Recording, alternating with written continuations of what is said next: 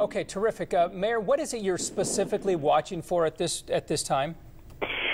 We have had several days of rain, and there's no end in sight.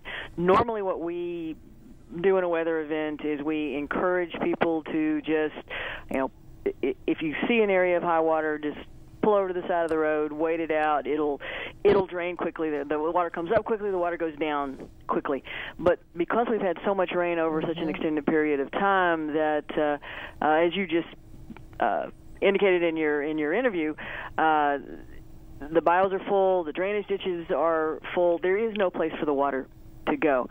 So people who don't need to be on the road should not be on the road. Stay home, stay off the road. We are still worried about the immediate danger to people who may be trying to travel across the city. A lot of folks who come here and don't realize what a flood gauge is, and don't realize that we have underpasses that go underwater in extreme weather events and then will proceed in. We have, over the last few days, we had already been dispatching police around the city to watch for flooded intersections and dangerous underpass. We try to block those either with physical barricades or with police cars when we find them. We need folks to call 311 and let us know if they come upon an intersection or an underpass that is impassable and it is not currently blocked. If as the rain continues, we, of course, with Harris County, monitor the condition of our bios and look for flooding from them, which is a separate set of problems. I would encourage anybody who's listening to visit HoustonTranstar.org or HoustonOEM.net to see information about street closures across the city before they get on the road, but I would really prefer they stay home and try not to get on the road. And you may want to carefully map out your route today to avoid the most seriously impacted intersections. I can tell you that a lot of the problem is around downtown Houston at this point, some of the heaviest rain. Looking out my window, I know that Allen Parkway coming into downtown has been closed, and a lot of the current freeway closures are in the immediate proximity of downtown. Mayor, are you allowing any city employees, I know there are thousands of them, to go home if they're not essential? Not yet at this point. Most of us we are focused on making sure that the citizens of Houston are safe, and there's still plenty of opportunity if you take it slow and watch for intersections to make it where you need to go. We're just urging people to stay home if they don't have to. If the situation worsens, we will make other calls, but in case it may be important for the city to leave city facilities open in case plans to stop off there. Well, and I guess probably employees in the roads, since we're telling everybody to stay put and stay off of the roads in the meantime. And really quickly, as we wrap it up here, because I know that you are busy, it's been a while since we have seen major flooding problems here in the city of Houston. How do you think we were kind of hoping for rain last year? We were, weren't we? I mean, it really seems like, as we've been calling it, an embarrassment of riches this week. How do you think the city overall is holding up? It's actually holding up really well. I would encourage citizens to stay engaged with the 311 network, keep us informed so that we can respond as a city.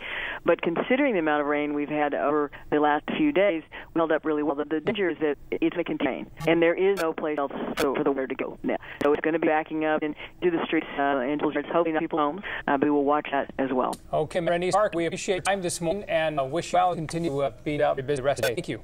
All right, she mentioned Allen Parkway closed. We've been seeing the high water out there on the freeway, so let's go straight to Don Nelson and talk about how traffic is looking. Don? Obviously, one of the locations. Let me show you some more jam cans that we can show you. A lot of these other areas are hard to see by jam cans. Okay, 45, the North Freeway, northbound, just as it approaches Main, right there by North Street. You see a couple of right lanes are blocked with that high water. As they mentioned, passable, but this is a problem here where this starts to increase and people start trying to get over it and people go plowing through it. problem. Now, just past their North Main, here's another one. This is by Patton, and you can see also some high water accumulating there as well. So we've got some issues on both sides here, 45 northbound as it approaches Maine and then past it as well. Here's a look at the East Tex Freeway at the North Loop. Now, this was also high water there as 59 goes under 610 there. And then the other direction they had north, they had an accident there as well. So the combination of those two, really, that just sort of freed up a little bit ago.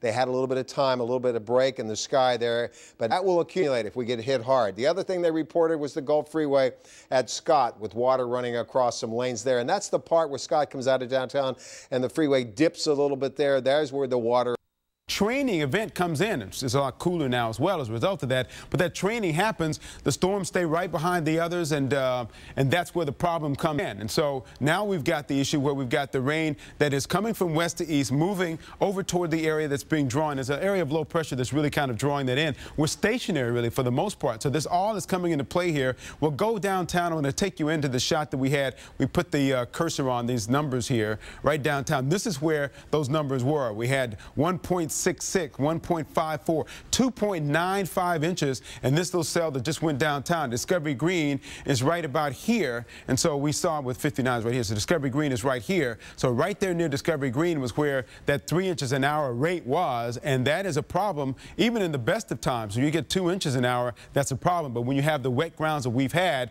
that becomes even a bigger issue. And so what we have now is we have a flood warning in place for all of the Harris County, the interior parts of Harris County where this red box is, and also in the Waller County area right up here they've dropped. This was a flood advisory, but because that rain came through, they've dropped that, and we can only hope the same can happen here for us as this flood warning is in place until 1:15. This moisture continues to come in from the west to the east, and that's going to be the trend for quite some time here for the rest of this afternoon, I'm afraid. And we've got this 50 to 60% rain chance in. All of this area is stationary. We've been talking about this for several days now as the high pressure is off to the north here, and we have another high pressure here down to the south that is a little bit farther over to the east, but the same principle applies. The system in the middle has nowhere to go, and so what we are fortunate to have is that the heaviest rain that was over us yesterday has shifted a bit to the east, where now that's in Louisiana primarily, going up to Shreveport and to Beaumont, to the Vidor. They were having the difficult rain for them this morning, but it has no place to go. So as a result of that, it's going to stay until it finds a place for it to move. And so we put this little a map together for you to see what's been going on here. This stationary front stays there, just pumps in that moisture, and that's why our problems are where they are right now. So we continue to have these rain events today. We'll be in this for the next day or so. I'm sure that we're going to be put these numbers up higher for tomorrow, but that's the trend for today. This afternoon, for the next several hours anyway, certainly if you can stay inside, you should do so. Back to you at the desk. It's good advice, Kimbrell. Thank you. And we know that flooding isn't that uncommon here in Houston, but it doesn't make it any less dangerous. Right now,